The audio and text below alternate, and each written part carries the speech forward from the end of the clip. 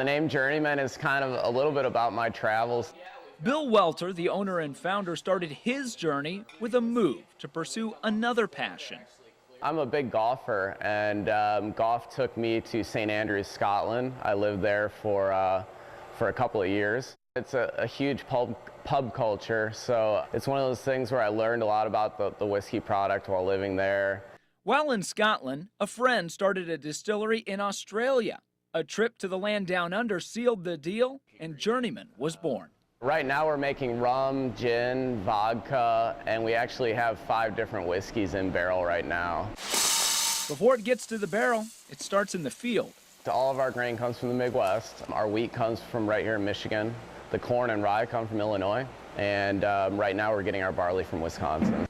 Everything's pretty locally sourced. This is some organic 2-row barley.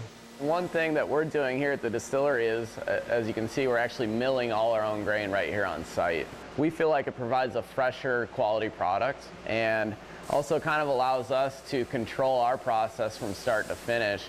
The grain is ground to a flour-like consistency and mixed with water in the mash tank. It's just cooking the grain. It's mixing it up, cooking it, and really the whole process is to convert all the starches in the grain into sugars.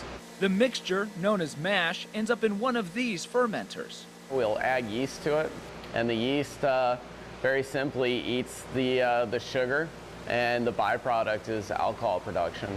At the end of the 5-day fermentation, we'll have roughly about 10% alcohol by volume. That alcohol content soon changes with a trip to the German pot still, affectionately named Willy Wonka for its unique shape. The whole process of distillation is really just separating the ethanol away from everything else that's in the mash. And what we do is we heat up to the still to the point where ethanol is boiling off, and it goes through the still and it comes out the other end here. This is a condenser where it's actually turning that vapor back into a liquid. Liquid spirits like gin, vodka, and white whiskey go into bottles, while bourbon and aged rum go into barrels. And the barrels are actually charred on the inside.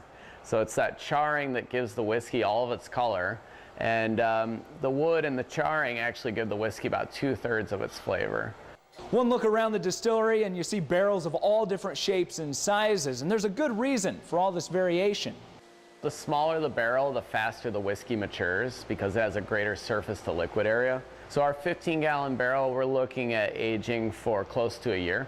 And then we actually have quite a few 30-gallon barrels, which will age for 2 to 3 years.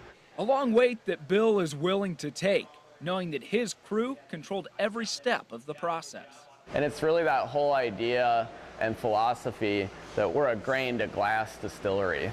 So we actually mill all our grain on site, go through the whole process right here, and then actually bottle everything right here on site.